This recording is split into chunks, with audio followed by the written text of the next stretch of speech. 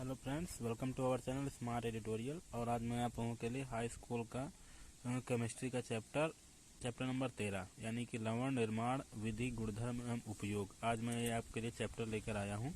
इसमें हम पढ़ेंगे कि जो हमारे तत्व हैं उनको उनके निर्माण की विधि कैसे होती है और उनके गुणधर्म यानी कि फिजिकल यानी कि भौतिक गुण, रासायनिक गुण, उनके उपयोग भी पढ़ेंगे। तो हमारी पहली हेडिंग है उदासीनीकरण। तो उदासीनीकरण से तात्पर्य यह है कि जब किसी अम्ल तथा क्षार को मिलाया जाता है तो इनकी परस्पर क्रिया द्वारा लवण व जल का निर्माण होता है।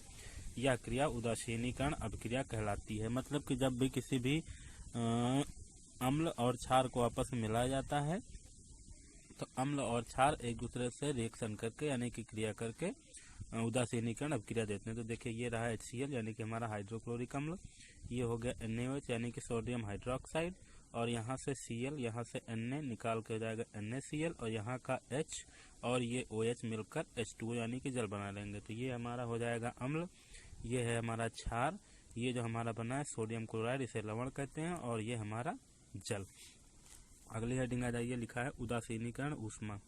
तो इसका मतलब है 1 ग्राम तुल्यांकी भार अम्ल तथा 1 ग्राम तुल्यांकी भार के क्षार के तनु विलयनों की परस्पर उदासीनीकरण अभिक्रिया में उत्सर्जित ऊर्जा उदासीनीकरण ऊष्मा कहलाती है।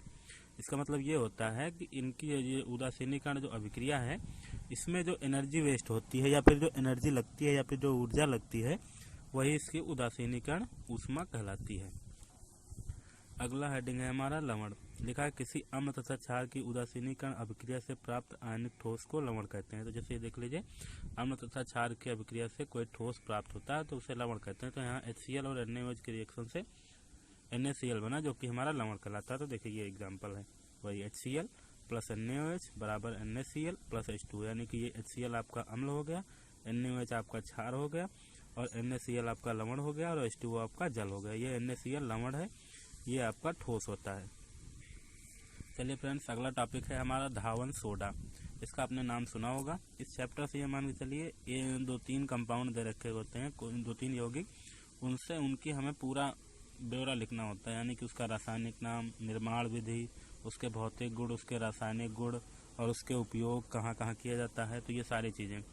तो धावन सोडा, वॉशिंग सोडा जिसे धोने का सोडा भी कहते हैं, इसका रासायनिक नाम होता है सोडियम कार्बोनेट डेकाहाइड्रेट, और इसका अणुसूत्र होता है Na2CO3.10H2O यानी कि Na2CO3.10H2O।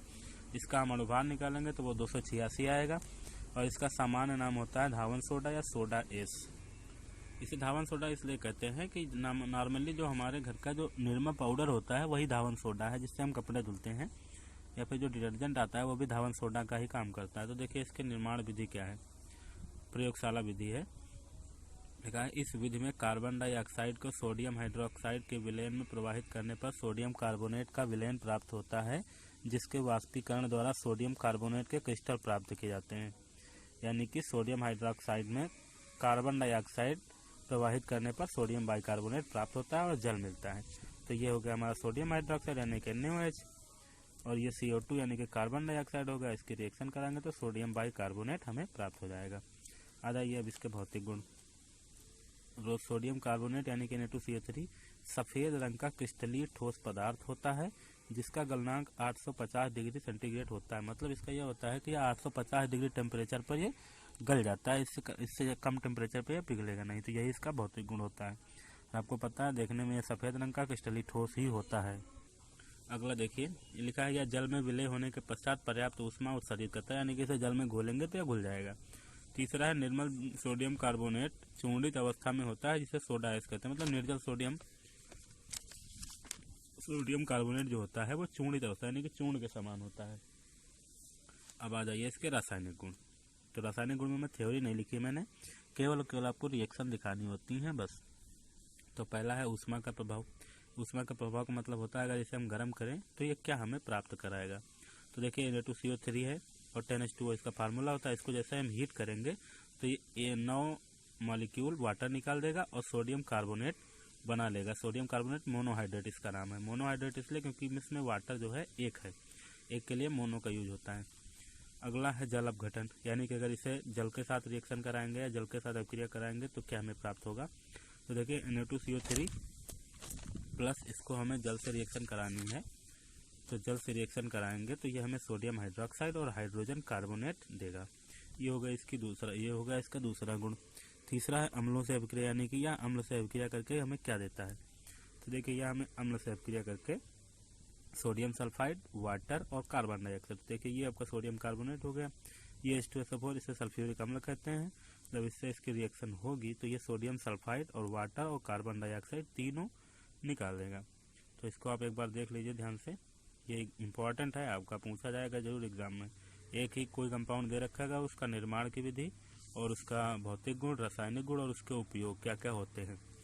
चलिए हम अगला देखते हैं। अगला है सल्फर डाइऑक्साइड से क्रिया, यानी कि SO2 से अपक्रिया। तो ये रहा आपका सल्फर डाइऑक्साइड, ये रहा आपका सल्फर डाइऑक्साइड और ये रहा सोडियम बाइकार्बोनेट यानी कि Na2CO3, और इसकी रिएक्शन हम कराएंगे तो ये सोडियम सल्फाइड बनाएगा और कार्बन डाइऑक्साइड अलग हो जाएगी।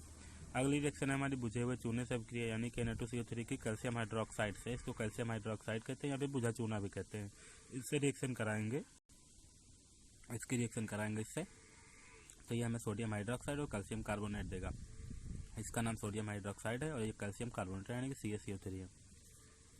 अगला है कार्बन डाइऑक्साइड से अपक्रिया, तो Na2CO3 की रिएक्शन हम वाटर से कराएंगे तो कार्बन डाइऑक्साइड प्लस 2NaCO3 यानी कि सोडियम बाइकार्बोनेट और कार्बन डाइऑक्साइड हमें अलग मिल जाएगा। अब देखिए इसके उपयोग कहाँ कहाँ होता है।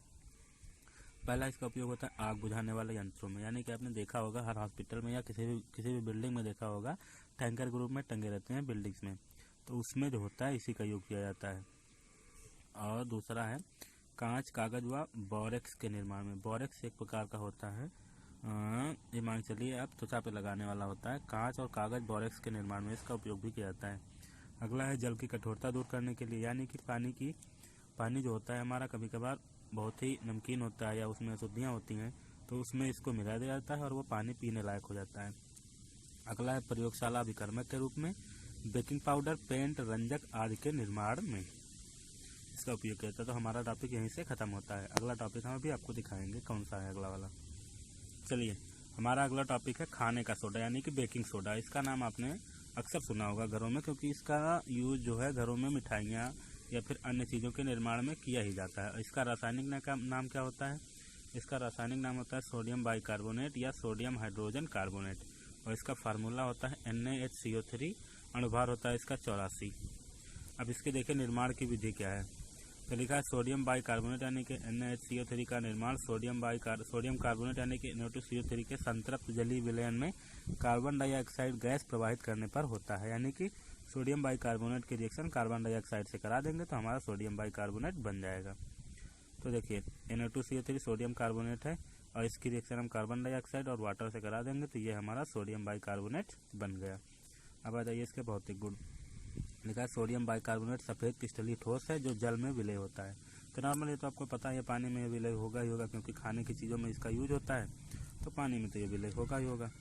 अब इसके देखिए रासायनिक गुण क्या क्या हैं। तो पहला है ऊष्मा का प्रभाव। ऊष्मा का प्रभाव का मतलब वही, इसको गर्म करने पर हमें क्या प्राप्त होता है, तो लिखा है 100 डिग्री ताप पर गर्म करने पर सोडियम बाइकार्बोनेट सोडियम कार्बोनेट में परिवर्तित हो जाता है। देखिए इसके रिएक्शन आगे देखते हैं। ये रहा हमारा सोडियम बाइकार्बोनेट और इसको हमने गर्म किया, यहाँ पर लिख लीजिए आप 100 डिग्री सेंटीग्रेड, यानी कि 100 डिग्री सेंटीग्रेड पर हमने इसको गर्म किया, तो ये हमारा सोडियम कार्बोनेट और कार्बन डाइऑक्साइड और वाटर बन गया। अगला जो हमारा गुण है वो है जल अपघटन, यानी कि इसके जल से रिएक्शन कराएंगे तो ये सोडियम हाइड्रोक्साइड और कार्बोनिक अम्ल में बदल जाएगा। तीसरा है अम्लों से अभिक्रिया, यानी कि अम्ल से अभिक्रिया करके क्या बनाएगा, तो देखिए ये आपका H2SO4 है यानी कि सल्फ्यूरिक अम्ल है, इसकी रिएक्शन कराएंगे तो ये सोडियम सल्फेट और वाटर और कार्बन डाइऑक्साइड में अलग हो जाएगा।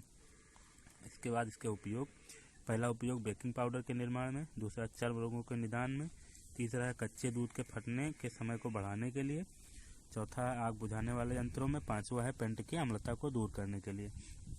तो देखिए पहला क्या है बेकिंग पाउडर के निर्माण में। बेकिंग पाउडर आपने देखा होगा जो घर में मिठाइयाँ बनती हैं या फिर किसी भी चीज़ को क्या होता है वो अगर बनाने के लिए उसका यूज किया जाता है, जैसे मान लीजिए रसगुल्लों में इसको डाला जाता है या फिर अन्य मिठाइयों में भी इसका उपयोग किया जाता है निर्माण में। और लिखा है चर्म रोगों के निदान में, तो चर्म रोगों का निदान का मतलब होता है कि जो त्वचा से रिलेटेड रोग होते हैं उनके निवारण के लिए इसका उपयोग किया जाता है। तीसरा है कच्चे दूध के फटने के समय को बढ़ाने के लिए, यानी कि दूध हमारा कुछ दिन हम रखे रहें, अगर वो फट जाता है तो क्या करते हैं, इसका उसमें ऐड करते हैं, यानी कि उसमें इसको मिला देते हैं, तो हमारा दूध काफ़ी टाइम तक रुक जाता है फटने के लिए। बाकी आग बुझाने वाले यंत्रों में तो इसका प्रयोग किया ही जाता है। और पेट की अम्लता को दूर करने के लिए, यानी कि एसिडिटी जो होती है हमारे पेट में, उसको दूर करने के लिए भी इसका उपयोग किया जाता है। तो आई होप आपको अगर ये वीडियो हमारी पसंद आई है तो आप हमारे चैनल को सब्सक्राइब कर लें और इस वीडियो को ज़्यादा से ज़्यादा शेयर करें। और अगर आपको कोई भी डाउट है तो आप मुझे कमेंट बॉक्स में कमेंट करें, मैं उसे ज़रूर समझाऊंगा आपको। और हमारे चैनल को सब्सक्राइब कर लें ऐसे वीडियो देखने के लिए, क्योंकि मैं अभी आपकी साइंस क्लियर करा रहा हूँ, इसके बाद मैं आपके हाई स्कूल के मैथ लेकर आऊँगा। धन्यवाद।